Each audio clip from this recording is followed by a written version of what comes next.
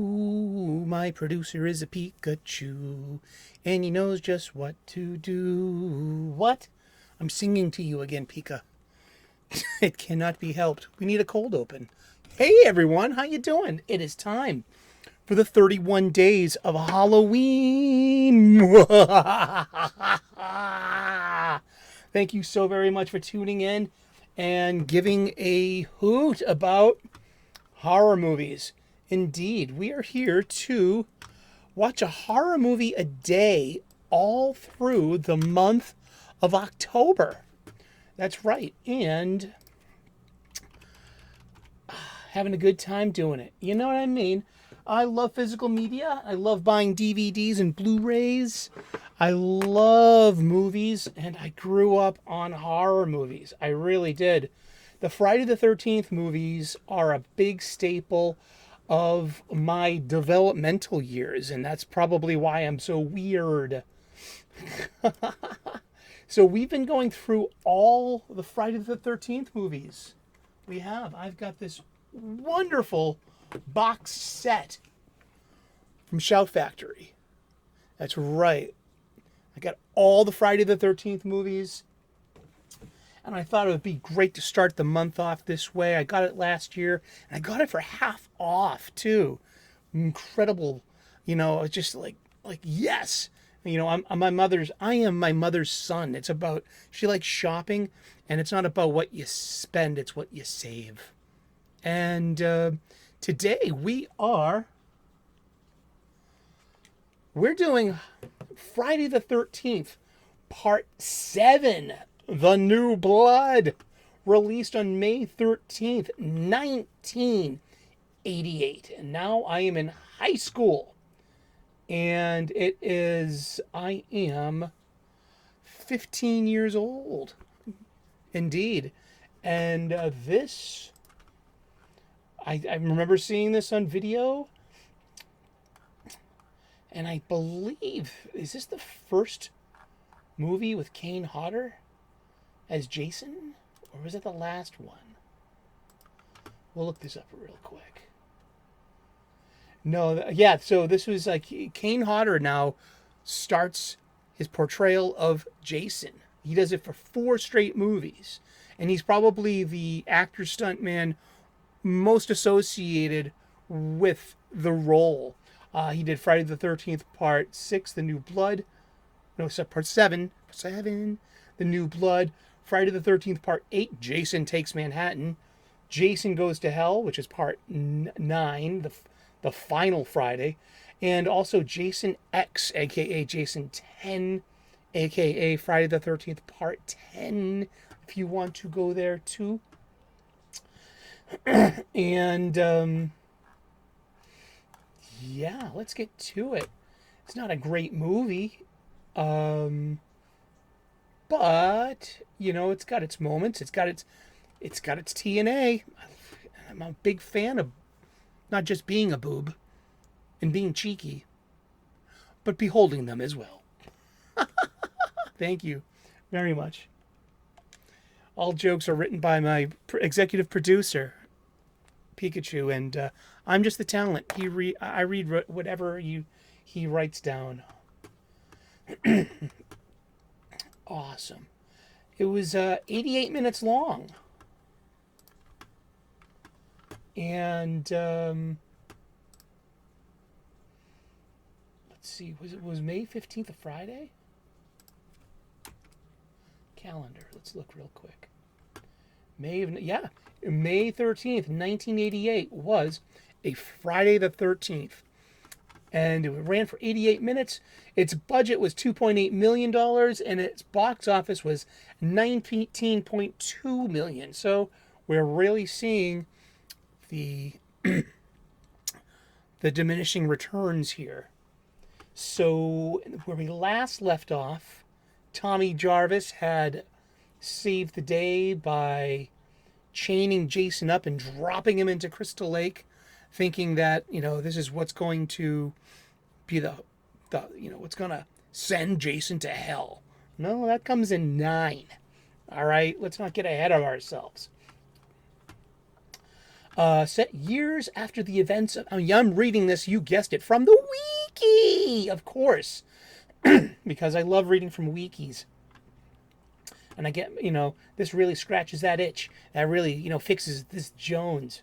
Set years after the events of the previous film, the plot thickens and follows a psychokinetic teenage girl who unwittingly releases Jason from his tomb at the bottom of Crystal Lake, allowing him to go on another killing spree in the area. The new blood was intended to have a higher standard of quality than that of the previous installment, with high-profile directors being considered to helm the project. I've never heard of John Carl Buechler, but I wonder if he's related to Gary Nerdrotic. I'll have to ask him. He probably gets that question often, being geeks and nerds. And remember, geeks and nerds are two different kind of species, often confused. Paramount Pictures sought a partnership with New Line Cinemas to create a crossover between Friday the 13th and Nightmare on Elm Street, which would not come into fruition until New Line bought the rights to the franchise and releasing Freddy vs. Jason in 2003. After several failed concepts, screenwriter Daryl Haney suggested an idea akin to Jason vs. Carrie. What's Carrie? Carrie was a 1974 Stephen King horror novel, but it's also a Brian De Palma movie. De Palma did this, right? It was where's the movie? Where's the movie? Carrie White.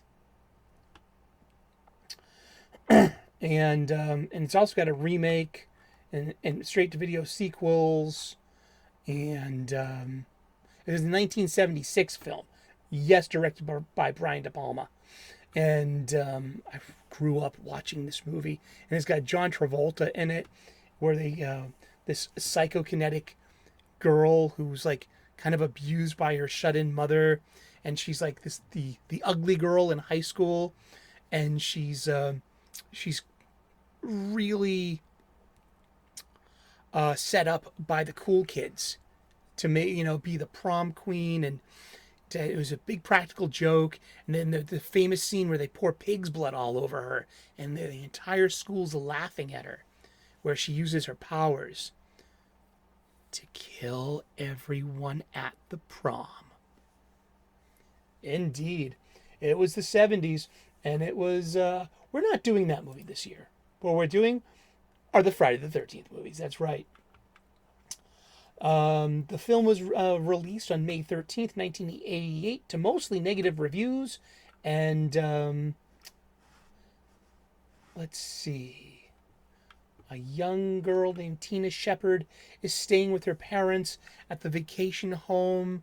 And this is like the setup to the payoff in Act 3, where the young girl is listening to her parents fight. He hears a slap from the kitchen or something, and that means her dad has assaulted her mother once again.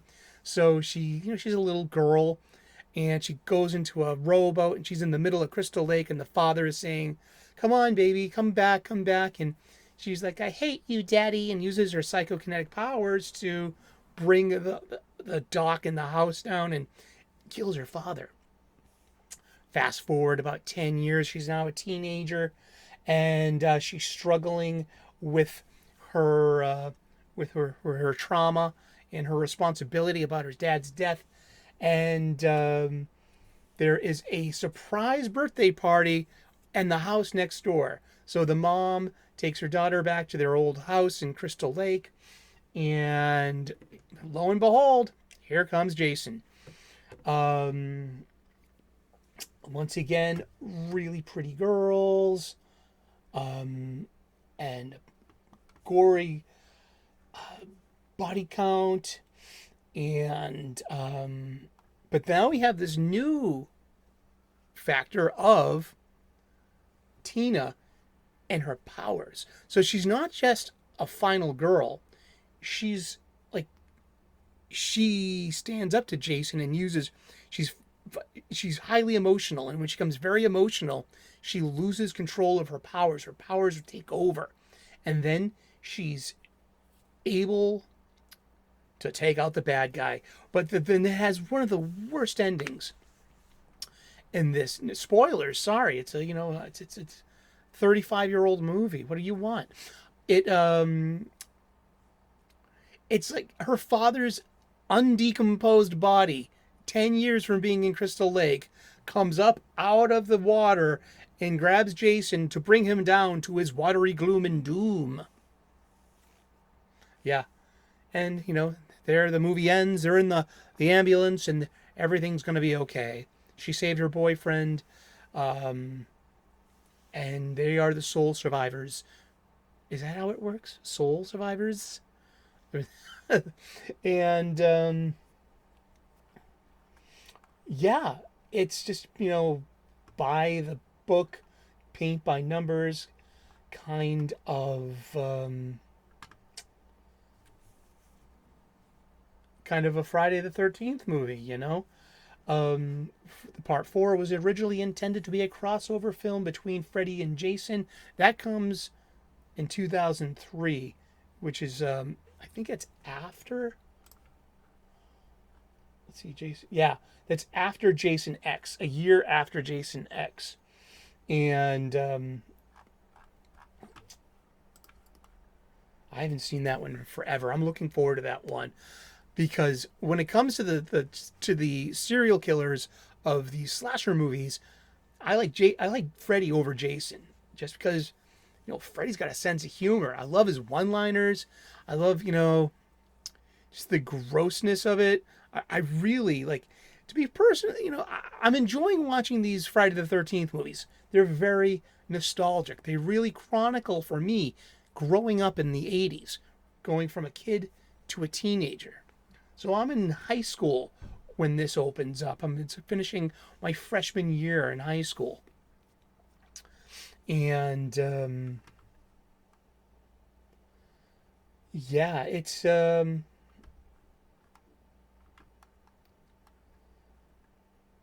and it's okay. It's not the it's okay. One contemporary critic noted that the film is nearly devoid of blood and gore by 80s slasher standards.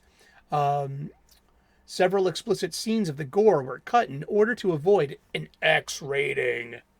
Among these were the murder sequences of Judy, who was originally bashed against a tree in her sleeping bag 6 times instead of 1. Maddie, who originally had a sickle jammed through her neck. Ben's death, which showed Jason crushing his head into a bloody pulp. Kate's death revealed the gory aftermath of a party horn to her eyeball. Dan's original death had Jason ripping out his guts. It must have sucked to do that because you shot all this principal photography. You spent all this money on practical effects. And what you get is, kind of vanilla. And, it doesn't have an unrated version. I mean, this would have been a great opportunity to have restored those edited scenes into their gory glory and share that with the world and, the original view. These scenes are available, though, on the deleted scenes here on this disc, though. And just Harry Manfredini. He did all the music, I believe, to all of the movies, and but as the 80s progress, it gets more into pop musics and hair metal as well. Yeah. And that's about it. Was it a good movie? It's a perfectly serviceable, standard 80s slasher film. No, it's part 7 in this going on it's kind of bloated. This little movie here in 1980 was not meant to have sequels. So this is, like the Planet of the Apes effect or Jaws.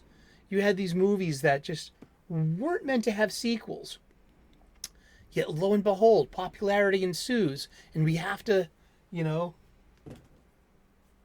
milk the IP for what it's worth. But it wasn't that bad. I still think so far the worst one was part 9. We'll get to that one when we do. We will, because it's coming up. We're doing all of them. We're doing all of the Friday the 13th movies. And yeah, I just, there's not much to say about it. I remember seeing this on home video, and when I was younger, when I was a teenager, I basically remember watching all of them, with the exception of the remake. So it's yeah, there's not much to say about Friday the 13th, Part 7, The New Blood. Yeah, so it was what it was, and there was nothing more to it. Yeah, and then there's nothing more to say really. I gotta say, and besides, thank you. And we're celebrating the Halloween season by doing a horror movie every day this October. So it's the day to do Friday the 13th Part 7 because, it's part of the box set and it's part of the series. And we're going to get through these together one by one. So thank you so very much for tuning in today. Please like and subscribe if you haven't already. I would love to earn your subscription. We make daily content here. We talk about comic books every day, 3 p.m. U.S. Eastern, or we try to at least. We talk about spirituality and purpose and gratitude. I'm a professional chef. We talk about cooking a lot. And all this month, I'm doing double duty with daily content. And we're doing the second annual 31 Days of Halloween. And I love movies. I love talking about movies. I love watching movies. And I'm a cinemaphile. And are these great movies? Some of them are pretty darn good. The earlier, the better. But, like I said, for me, it's the nostalgia of the 80s and about remembering, some of the best times of my life. And going to high school, growing up, and going to high school, yeah. And these are just, it's the fashion. It's the look. Guess jeans, teased hair, shitty hair metal. Stuff like that. So it's just like I said, it's really nostalgic. Was it a good movie? It's decent. It's not as bad as some of the rest of them. I will say that much because they really do get bad, from here out. 8 and 9 are terrible. 10 is so bad that it's good. And I can't recall Jason versus Freddy right now. I think I may not have seen. I know I've got to have seen that at least once, but because that was made in 2003, and I wasn't really, I'm 21 years old, living life, and just I don't remember seeing that at all. I might have seen that once, and well, thank you so very much for tuning in today. God bless. Namaste. Good luck, and we will see you in that dark movie theater. Thank you so much. Ciao. Bye-bye.